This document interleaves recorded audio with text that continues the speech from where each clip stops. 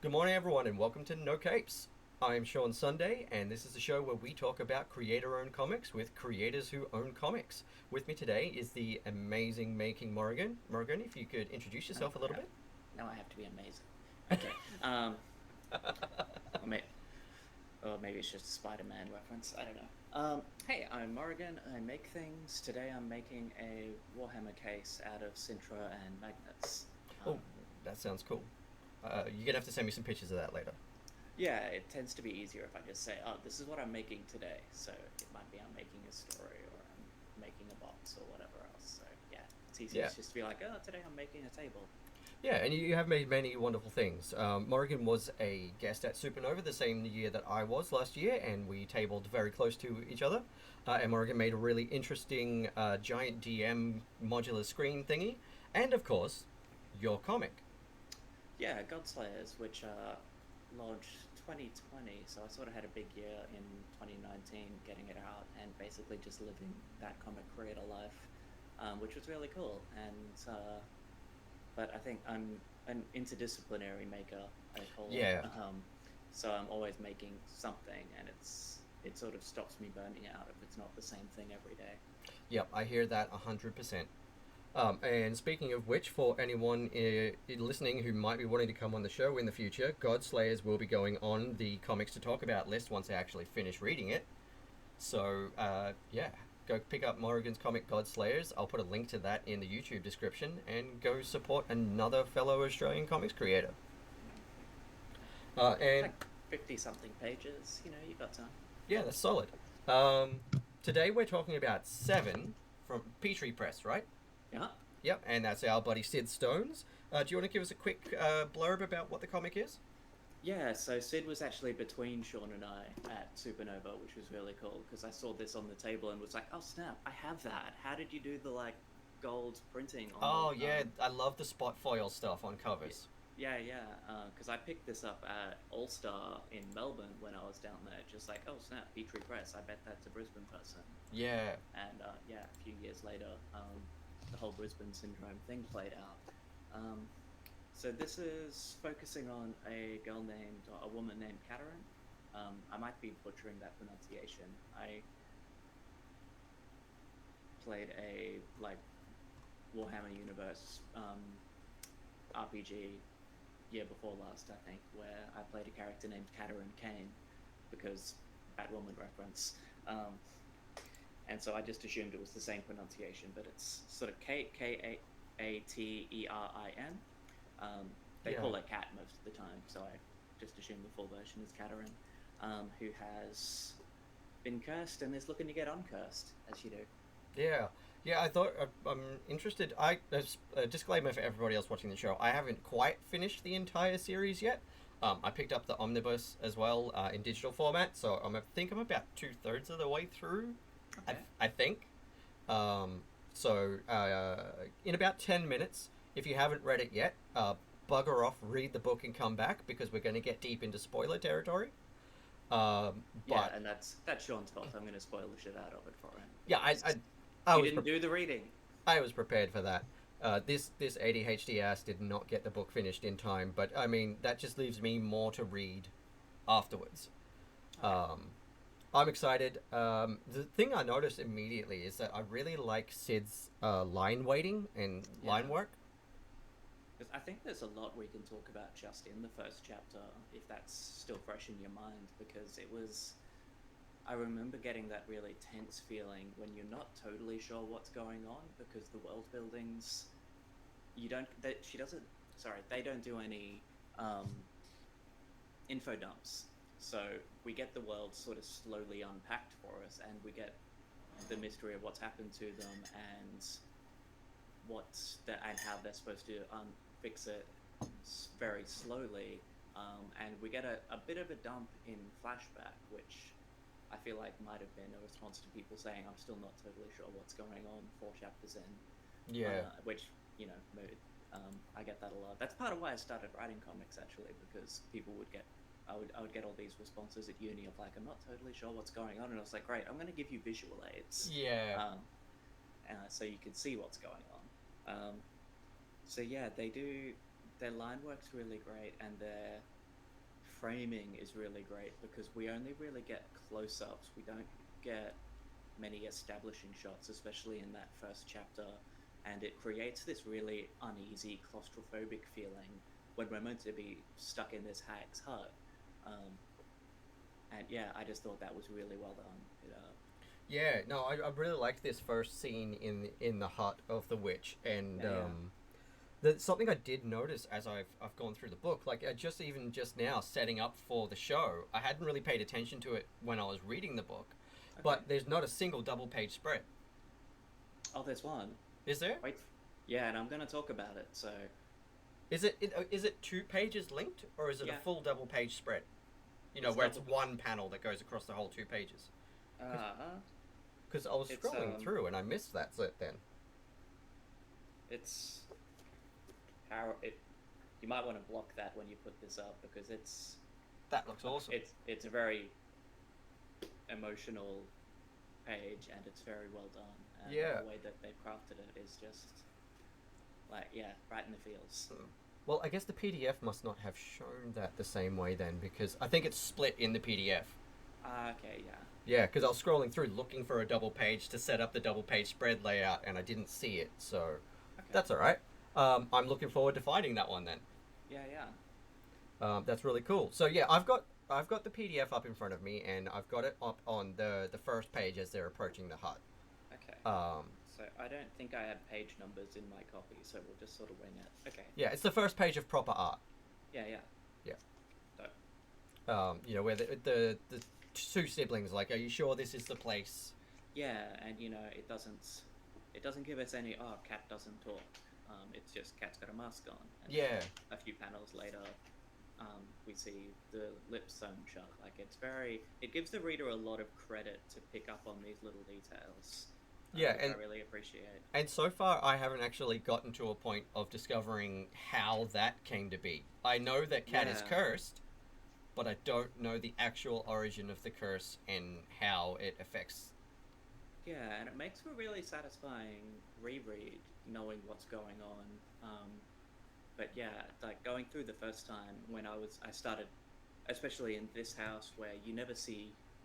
I'm pretty sure you don't anyway. You see the door, but you'd never see a wall or anything in here. So there's no sense of how big the interior of this hut is.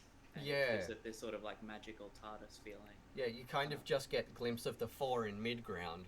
Yeah, or just a complete black background, or sort of shaded to black, or hatched to black, I should say.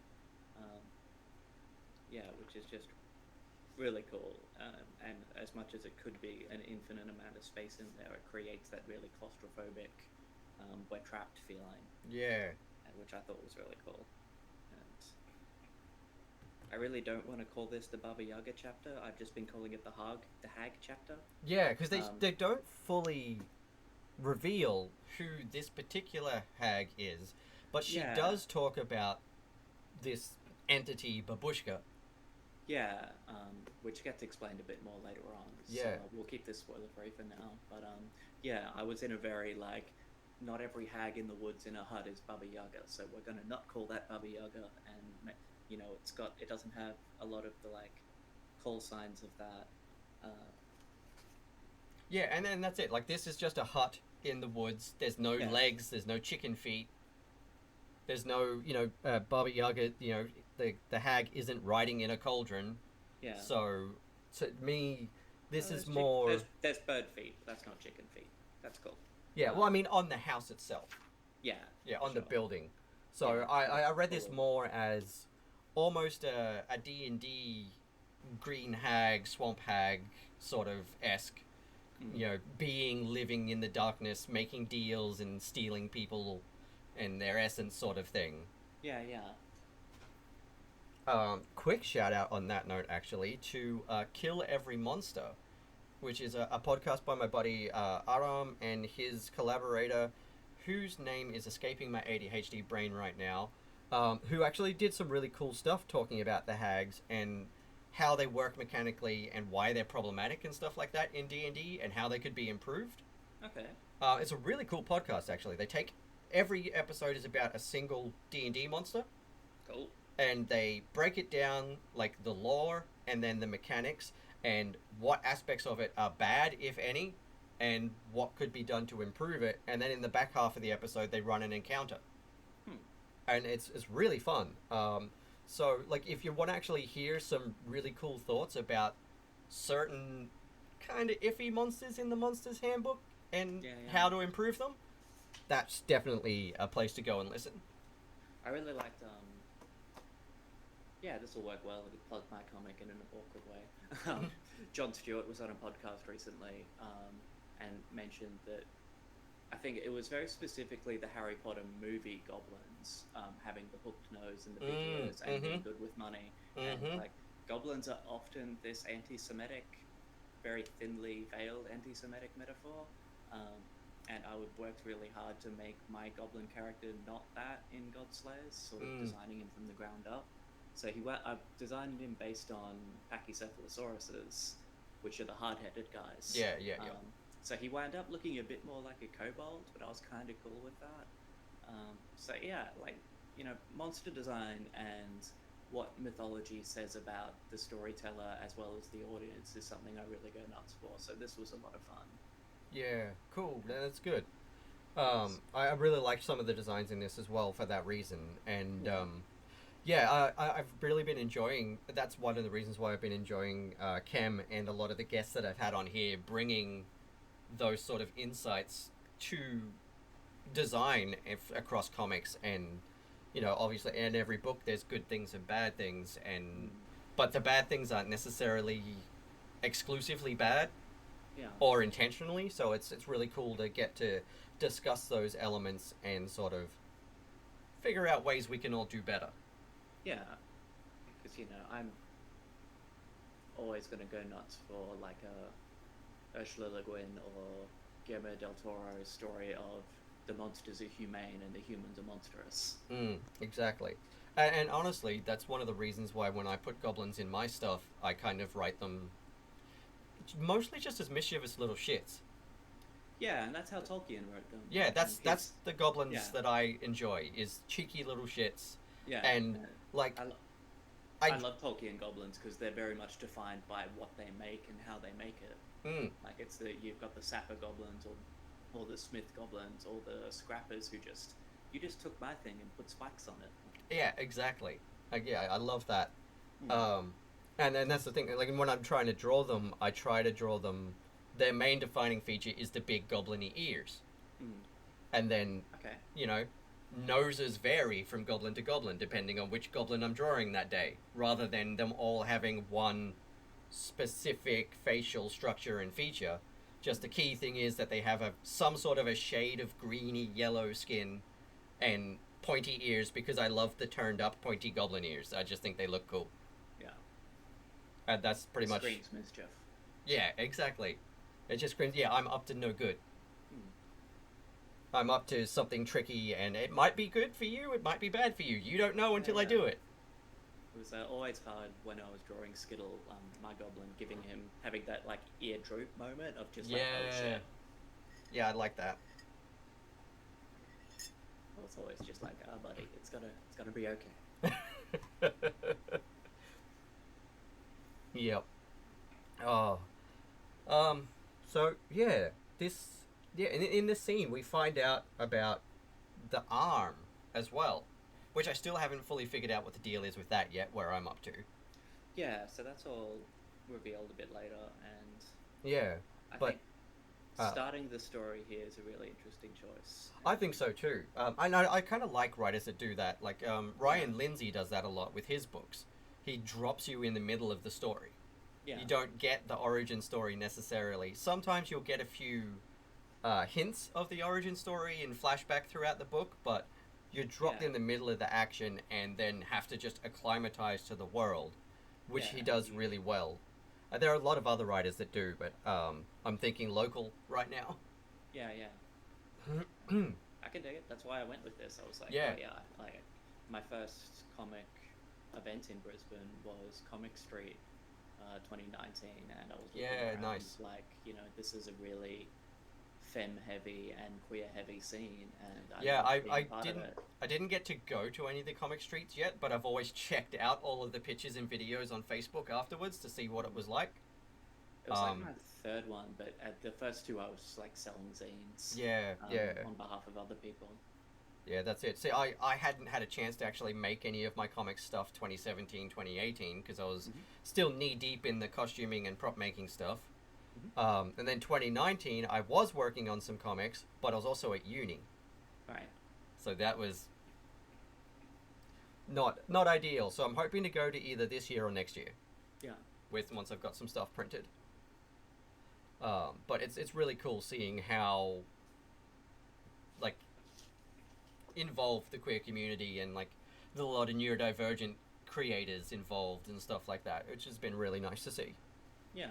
And it makes Brisbane a very good place to be for that sort of thing. Like, because there was always that of sort of like, oh, am I going to have to move to Melbourne? Am I going to have to move to the United States if I really want to make a thing of this? And it's like, Yeah, these communities are, you know? yeah, exactly. I know exactly Mm. what you mean because we were even considering that briefly actually. Like we were considering a move to Melbourne because the tabletop industry is bigger there, and for like fine arts, like art gallery, art history, and all that sort of stuff, it's either Sydney or Melbourne. Mhm. Um, to get more opportunity, there's few and far Okay. between opportunities in that area here in Brisbane, unless you're already entrenched in the industry. But then we Yeah. decided against it.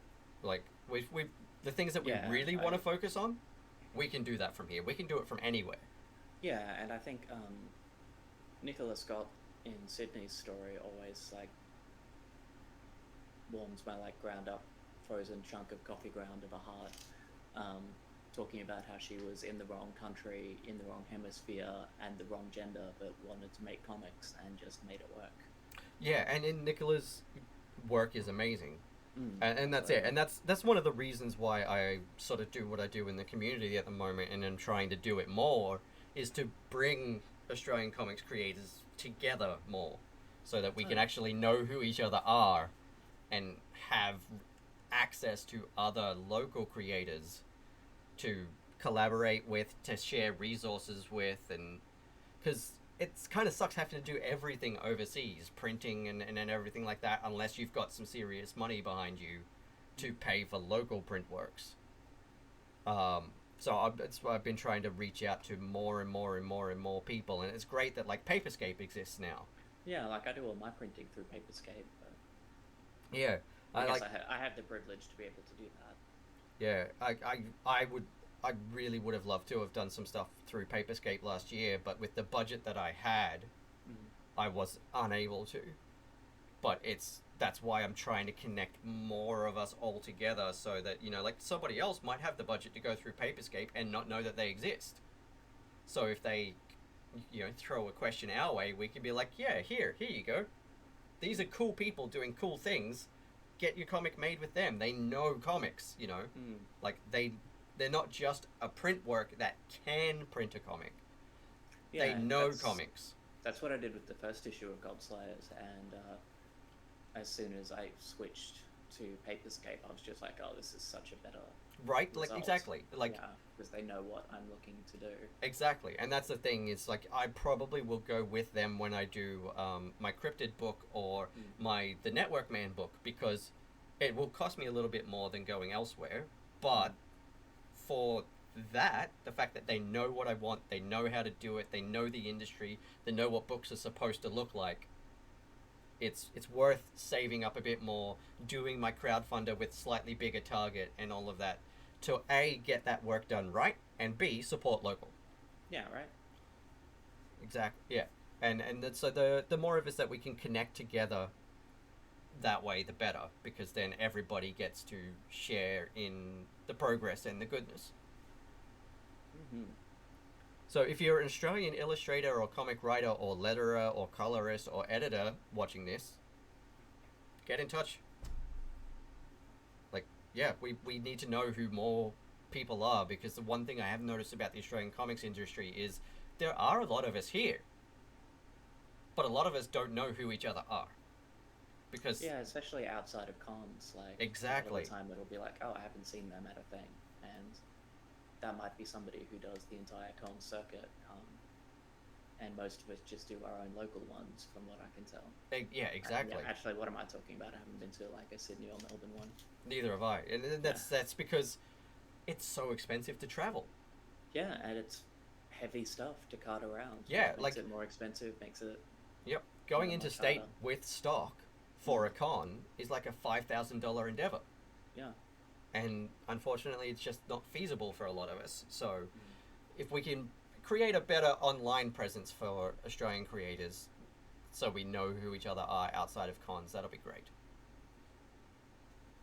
So, Australian creators, read each other's books, get in touch with each other, and get in touch with us so we can read your books and make more things happen. Yeah, we're also a shy bunch who just like our keyboards and tea. Exactly. So whereabouts are you up to in this? Yeah, the troll and the baby. Yep. That Yeah, was just because where I got up to okay, before I had to stop.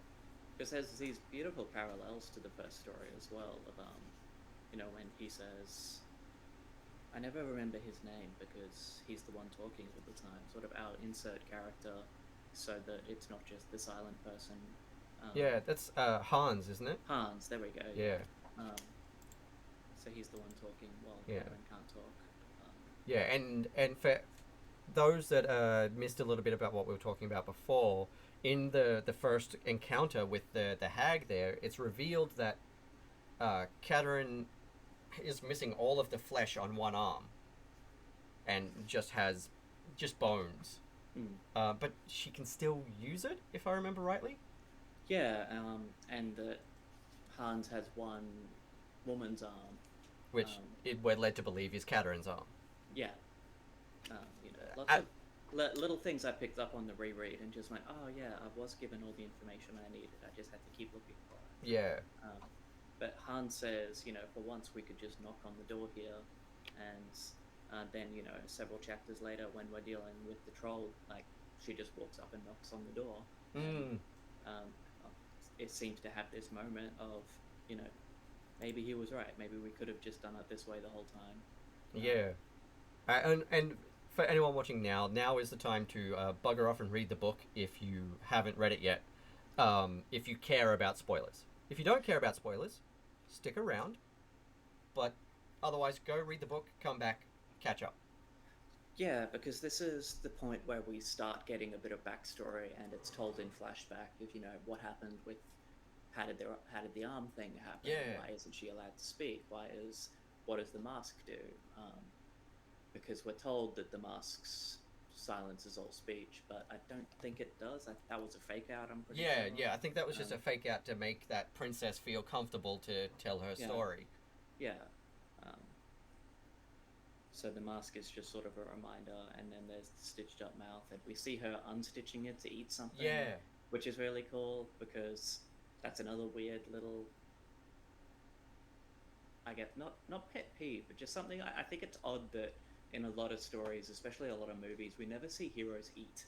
mm, Like it's just one of those things that once I noticed it, I was just like, yeah, actually, hang on. Like every time we see somebody eating, it's usually to villainize them.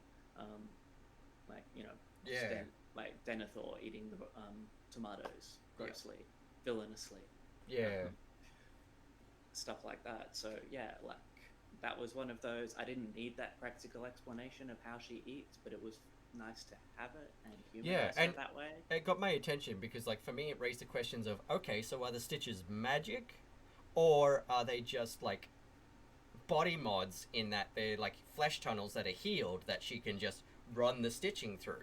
Yeah, yeah, and either one of those was pretty cool. Yeah, either way, yeah, it's pretty interesting. But like, that's the question that immediately raised in my mind, and I haven't answered it yet. Yeah, and I don't. It's one of the things I don't think gets definitively answered, but doesn't need to be. Yeah, So that was really cool. yeah. And I'm I've just been watching a bunch of my favorite mythology YouTube series is just catching up with this, and one of them was very like. I feel like the troll and the hag character are very, have these parallels very deliberately because they're both characters in folklore that are often they'll react to you the way that you introduce yourself to them. Mm. You know, like a lot of the time I'll say, you know, most Baba Yaga stories are about somebody showing up at her house and not bringing their manners with them. And Yeah, that's the exactly. moral. And that's the same thing that happened in that Chem episode with the Green Hag. Yeah, It was yeah. a cocky, aggro, arrogant paladin Mm. who could have turned up and asked politely for some help, Yeah. but he didn't. So the hag decided to fuck with him. Which, you know, you're in the forest clearly minding your own business. Like, Yeah, you've move gone right. to their house. Yeah. Use your manners. You're going to find an all-powerful being to ask for help or try to retrieve something of yours that was lost. Mm. Yeah, don't be rude. You're gonna have a bad time. And so that's what happens with the troll here, where she just knocks on the door, nobody answers, she lets herself in, and she's there to kill the troll. She's been hired to kill the troll, but just goes, maybe just this one time I'm just going to talk to it. And it plays out really beautifully, and it's got a lot of parallels to her own story in a way I think is really interesting, because, you know, we get the story in two parts. It's a framed narrative in terms of, which works really well again because Kat can't talk, so Yeah. or won't talk, I should say. Right? So we get the story of why that is through Hans telling the story to this pregnant woman who's hired Kat to go and fight this troll for her, Mm. and she ends up sort of befriending it, realizing that it can help her with her curse, and like what's actually occurred within this whole story of, oh, the troll's not going to steal my child. The troll was promised my child. It's going to raise it away from. I think it's implied. It might be outsaid that that the child that's being born is owed to the troll, and that was a sort of a promise in exchange for the safety of the child. So it's like, I'm not taking it to eat it. I'm going to raise it to be a magician, away from all the like courtly bullshit that will put its life in danger, is kind of the implication I got. I might need to give that one a reread. But yeah, it was really cool, and it reveals that the curse that Catherine's under is the result of her children being taken, and the woman giving birth tries to use that against her, like, your own children were taken, how can you be on the troll's side? It's just like, because they were taken from me. I never offered to give, like, Kat never offered to give them up. Yeah. This was an exchange, and it's not a murderous exchange either. Like, this was something we both agreed to and decided was the right thing at the time. That's not a parallel here. Like, no. Exactly. But the fact that they draw attention to it as if it is really cool. Yeah, I like that. And I'm just scrolling through right now, and I'm loving this page where Kat pulls off her finger bone and picks the lock with it. Skeleton key. Yeah, that's nice. I love that. That's a really good touch. Yeah. One thing that I did notice earlier in the book, and I haven't found an example in this particular chapter yet to show on stream, is during like some of the more actiony parts, Sid's use of motion lines for that. I really like the way that they have done it. And for the more intense scenes, like when someone's like really close up to somebody else, the hatching, not necessarily to indicate shading, but more to indicate tone and mood. Yeah. I really dig that touch as well. Like And the Pied Piper does that. Gets right up in Hans's face, and there's some dramatic hatching down the side of the Pied Piper's face to indicate that it's a tense situation, and I really like that. And it gives this really tense sense of stillness to him. Yeah. I like the troll design too. Yeah, that sort of embodiment of the forest. The way its skin is quite barky, and then it have like clawed hands and things like that as well. Because the double page, because I actually had that like posted it to get to that one. Because it was just like, so this is beautiful, and gives the right sort of space and depth to that part of the story, because Kat doesn't get her kids back. And Yeah. on a like is the ending that I wanted to talk about, like that I mentioned at the start of just like, okay, but I want to talk about the like ending, like the big bad shit that happens here, and I think it's done really well and gives the right sort of emotional weight to it without sort of being a cop out, Yeah. but also not sort of giving it a sort of grim for the sake of grim ending. Cause Yeah, and well, that's it, isn't it? It's just sometimes it's a fact of life that not every story has a happy ending. yeah, and that everything she's done, everything she sort of sacrificed, or just the pain she's eaten her way through, doesn't mean she gets to undo things that have been done. Like Yeah. the way that there's this sense of, I always knew they were gone, but I couldn't just let it be either. And so it's that she gets closure, but not a happy ending, I suppose, and that was really cool. Yeah. So, and it's got that right, yeah. Like the double page spread gives it the correct level of weight, I think, and it's not just that by the point of time the story's wrapping up, cats are equal to the babushka character. It's that, and it's not, oh well, I'm in the right and you're in the wrong, and I'm stronger than you, or any of that. It's just, this is how things have played out. Yeah. And we both rolled the dice and we both lost something.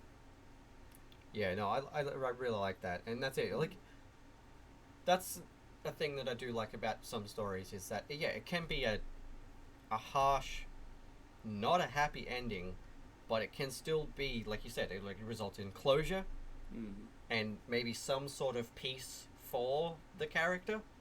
Yeah. But yeah, just because you did all the right things and went on the adventure and did the hero thing doesn't mean that all of the bad stuff is just gets to be written away. Yeah, right. But I hate the whole, oh, it's gritty and it's sad, therefore it's more realistic and it's more mature. It's just like, it's also fantasy, right? Yeah, like, yeah. Sometimes it's just sad. That's what we're here for. Yeah, it doesn't have to be gritty, grimdark, adult. Yeah. Sometimes it's just sad. Yeah. Some stories are sad. That doesn't mean they're good or bad. It's just sometimes some stories are sad. Okay. And that's cool. I love that. I love writers that aren't afraid to do that. Like sometimes your story is just gonna follow that path, and it can be a really great story and still be sad. Like there are some really really amazing films out there. I appreciate that they exist, but I'm not gonna watch them because they will make me too sad. Okay. I think we're on different pages with this, but that's part of the discussion too. Well, I mean, like, I don't like the stuff that's grimdark for the sake of being grimdark. Yeah. I'm sort of talking about that same thing where it's the point is that this is the story.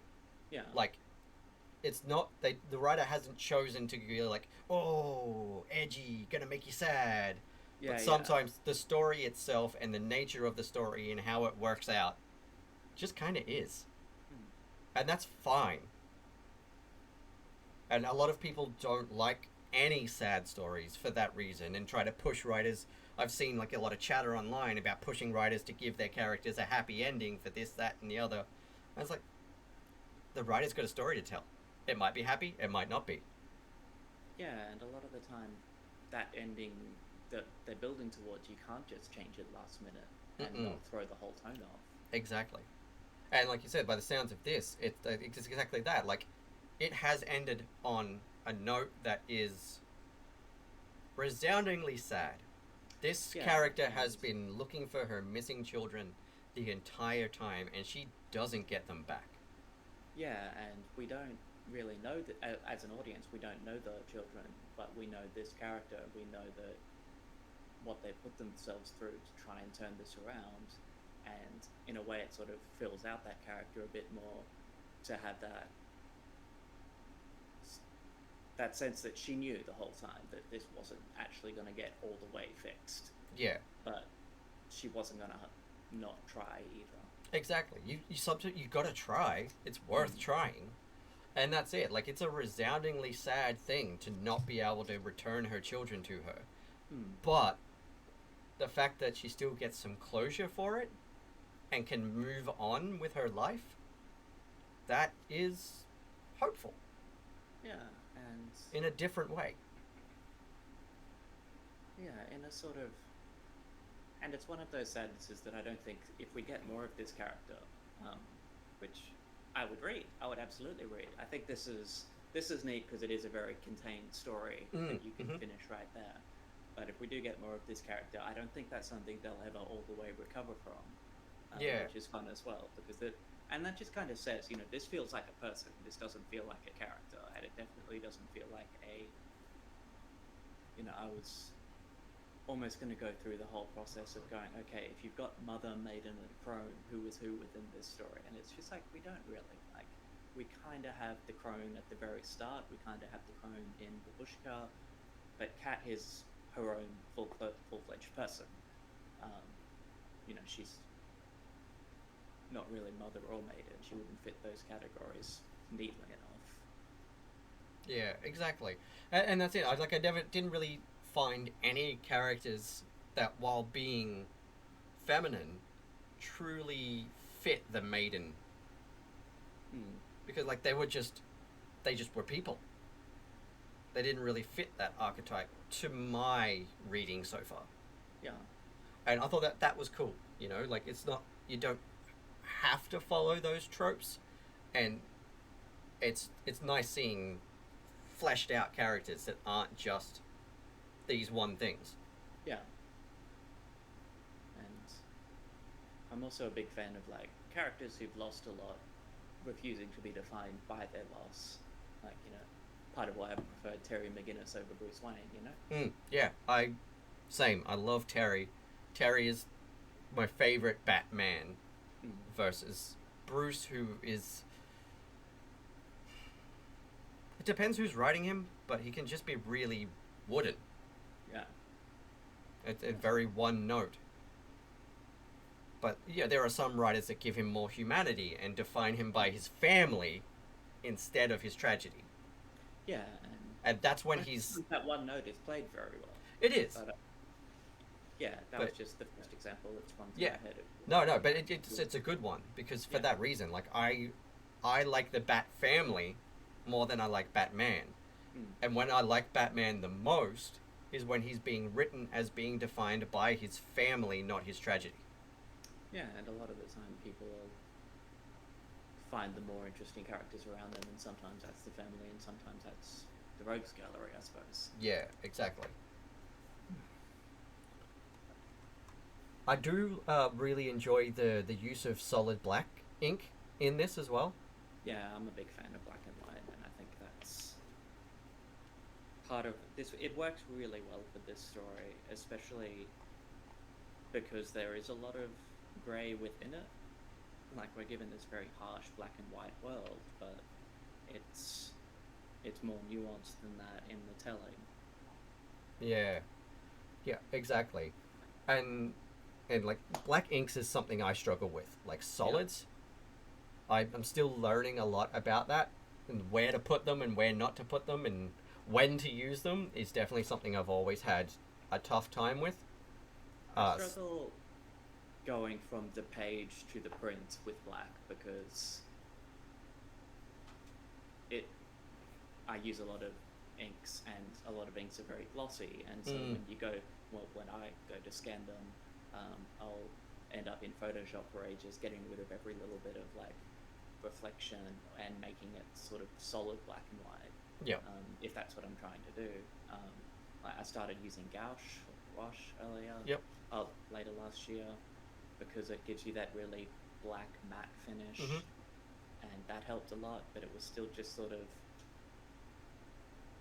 a lot of the time I will just default to I will just Photoshop this. I can't get the level of solid black I want from this. And I'm not a digital artist. Like, I really struggle on my yeah. way home. Port I your inks into Clip Studio instead of Photoshop. Okay. It has tools for scanned line art, Okay. to help you do that without having to spend tons of time messing around with Photoshop. Yeah. Like that's what it's made for. Okay. It's made for comics. Hmm. I found that when I've scanned stuff in, I can just There's a couple of tools, you can hit a couple of buttons, change a couple of settings, and then it will even out your black tones to something palatable. Okay. Cool. So definitely check that out. I think they've got a free trial that you can get before spending any money on it. So grab that and give it a crack. I recommend. Yeah. I've been using it since it was Manga Studio. Okay. Way back in the day, like before the mana bar existed. Yeah, yeah. 2010, I think I started using it. Okay. When I was at uni. So I've been, I think since 2006, 2007, I've just been using Photoshop and the pen tool and just going through and grabbing every little thing I want to be black and then filling it with solid color. See, I used to do that. Yeah? Yeah, I used to do that before I started using Manga Studio. Okay. And then they just keep adding more tools. They just added a new liquify tool that looks really, really cool. Dope. So it can be very, at least I know it's done right. It might have taken me a while, but we got there. Yeah.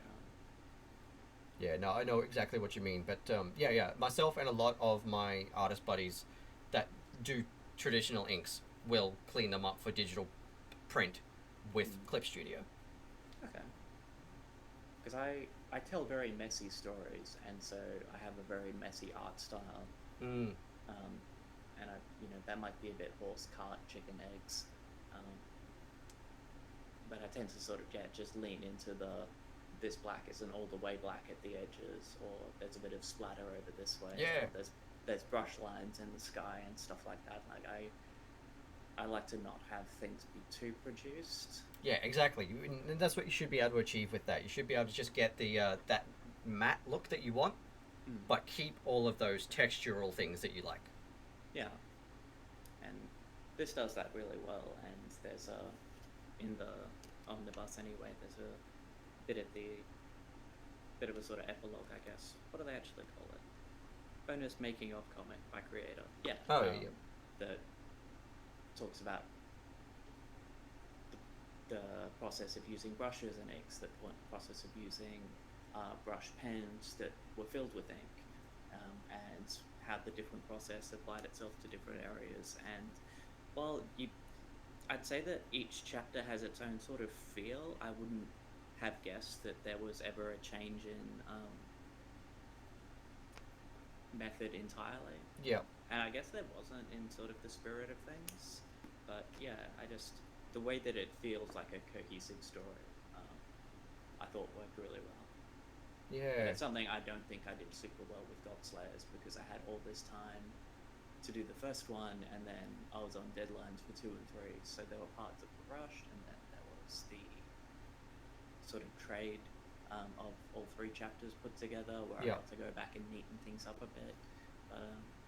Yeah, it was a very learn by doing process. Yeah, I know what you mean. Yeah, and that's sort of the same thing when I did my 3 pages on The Man Who Found the Future. It ended up looking a lot different to how I started it, because I improved a lot over the time of doing it, because I had to keep putting it down and picking it back up over time. But I'd done other pieces for work stuff in between times, and I'm looking at it going, this doesn't look like that, and I know I can do this differently now and in a way that I really, really like, but I've got to match that. And it can be really tough making those decisions in your work. Yeah. Yeah, so I get that entirely. And that's kind of like, for me, why with any of my bigger stories, I'm holding off on them right now until I know I can complete them in a timely manner. Okay. I'm doing and focusing on my short stories for now, so I can just get practice doing sequentials. Yeah. Yeah. Oh, I'm just looking, like, showing at the moment for people, like the sort of that part with the origin of the arm. Yeah. And that is, yeah, that's rough. And I feel like I would have gone a bit nuts drawing especially in this sort of style, then having this anatomically correct skeleton arm. Yeah. That you always have to have there, and is important to have in frame. And in close-ups, we know whose hand it is, and all of that. Just would have been a lot for me. So really, Right? yeah, I'm very impressed. I would have gone nuts, and I would have had multiple times where I drew the entire panel and I had the wrong skeleton arm I had the skeleton arm on the wrong side, or Yeah, yeah, and I couldn't just mirror it because then the wrong person's sitting on the wrong side and yeah. Keeping stuff track like of that that. continuity is, Yeah, yeah, that's a whole damn thing. yeah.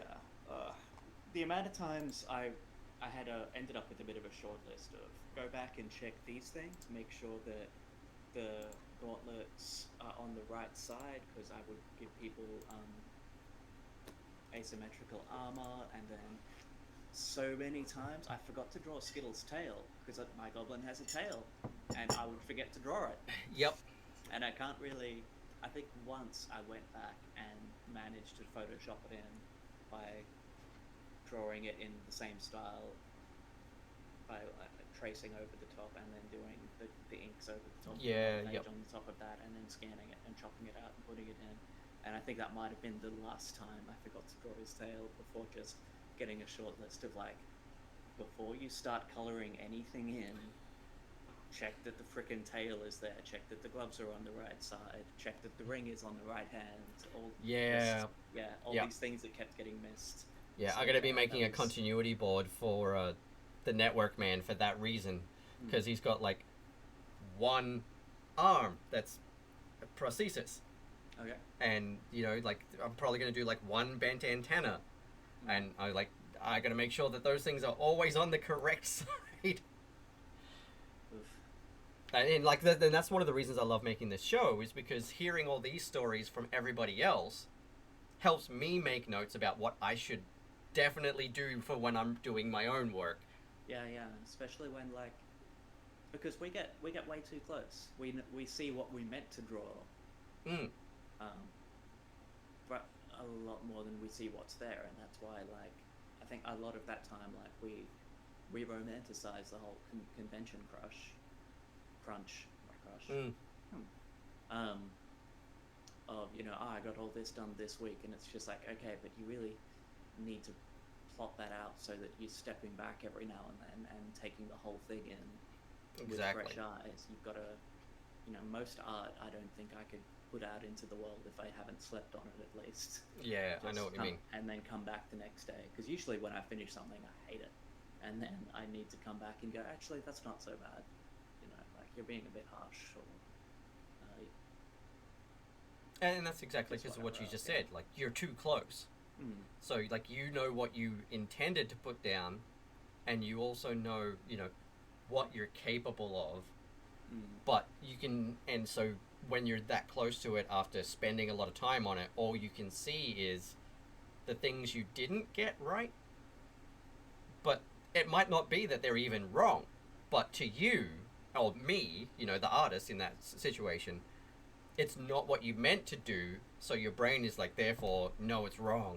So when you go away and sleep on it, you can come back and look at it with more objectivity, which is important. Yeah, and that was a bit of a blessing and a curse with GODSLAYERS, because I had pages that looked exactly how I pictured them. Yeah. And once you've got 2 or 3 of those, you want 20 of them. Yes. Yes. Yep. Yeah. Why can't every page be exactly what I thought it would look like? Right? It awakens a hunger in you. Yeah. So, Yeah. progress, not perfection. Yeah. Oh, yeah. Yeah. The double page spread is split into 2 pages in the digital PDF. Yeah. So probably hard to put up on the format there, but probably a good one to y'all go check that one out for yourselves. Yeah. And you enjoy the journey of getting to it, because goddamn. Yeah. No, it's rough. I'm looking forward to going back through and like properly reading the second half, because I've been like observing it as we're talking about it, going through.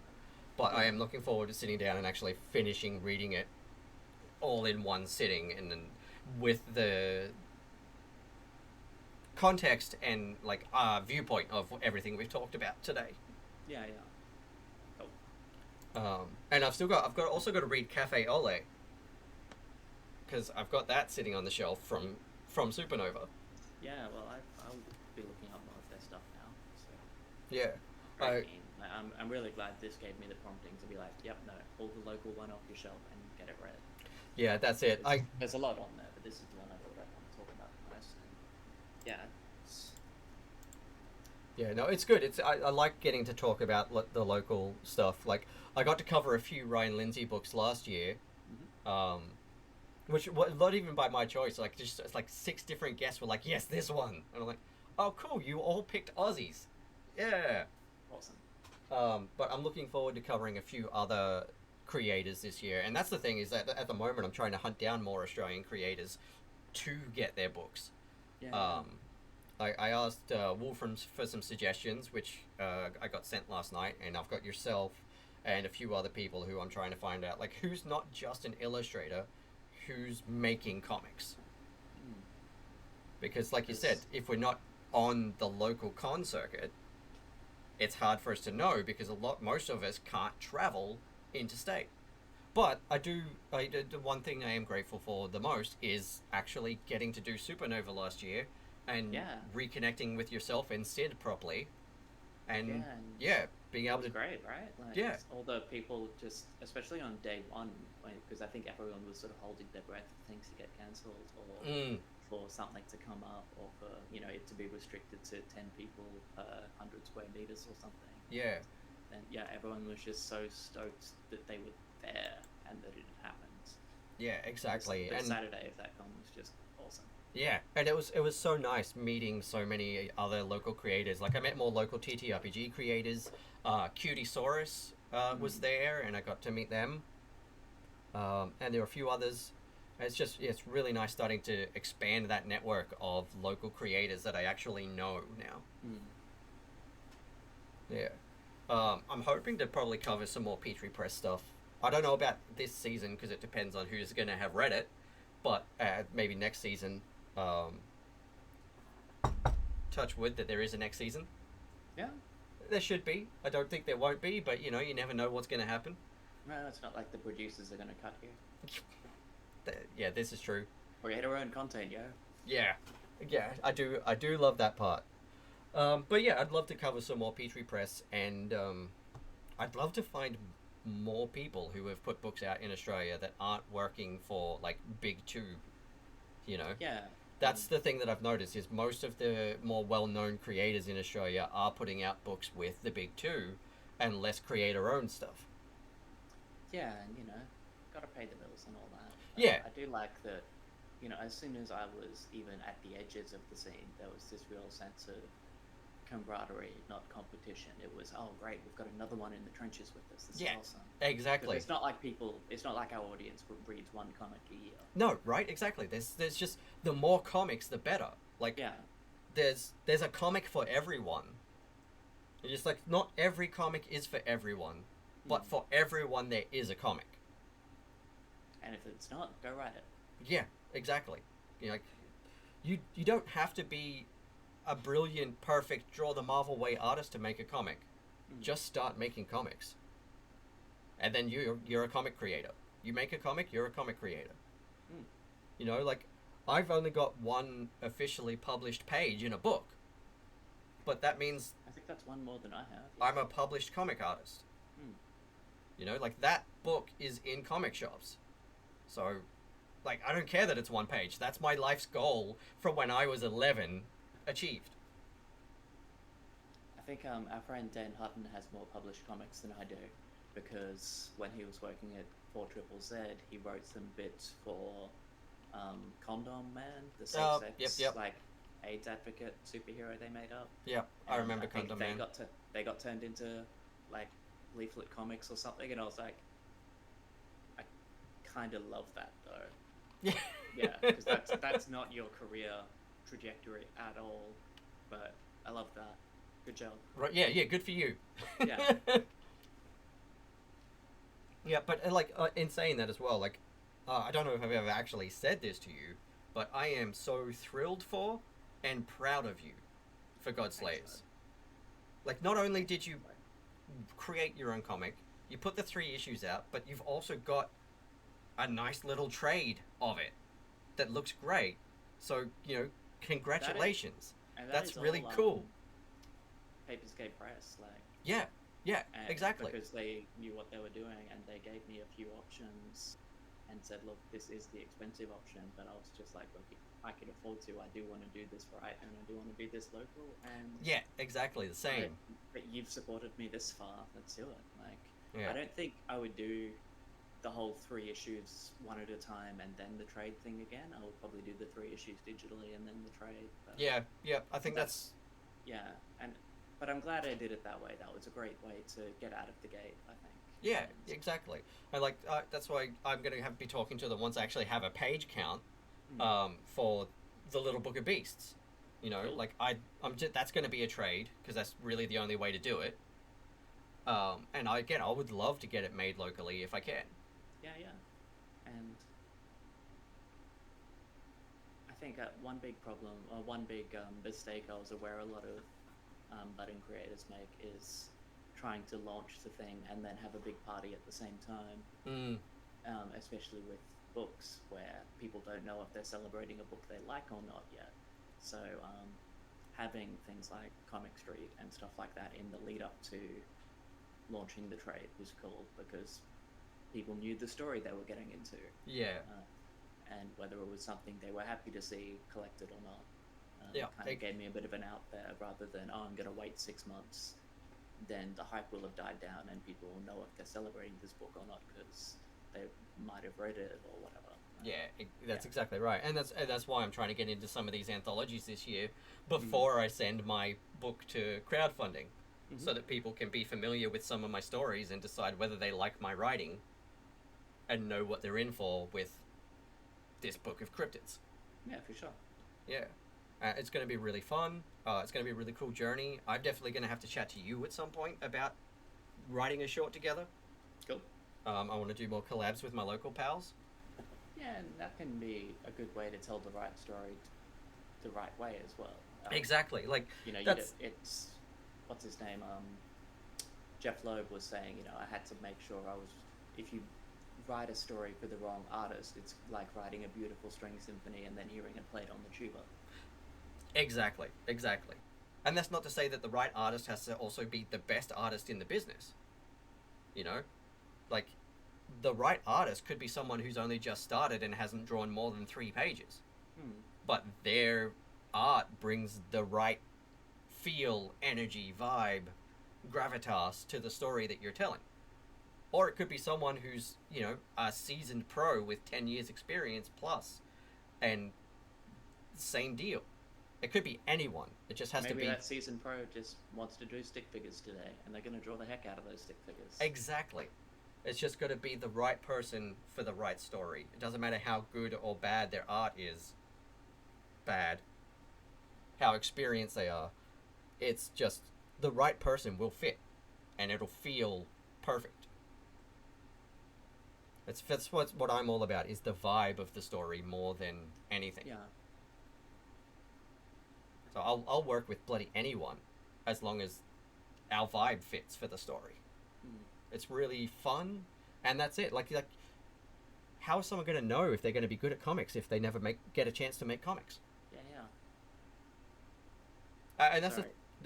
that's the thing I can recommend to anyone watching this who's wanted to try comics or hasn't had a chance to do much. Write a single page for yourself, or just find some pals that write stuff to write 1 to 4 pages, and just draw stuff. Don't worry about putting out a whole issue. Just write some shorts. Have fun, get practice, and then you can slap that all together in an anthology when you're done. Yeah, yeah. Sorry, I just had a bit of a realization with this. It's sort of when I was talking about how she doesn't get the kids back at the end. Mm-hmm. Do you remember when season 1 of Stranger Things was finished?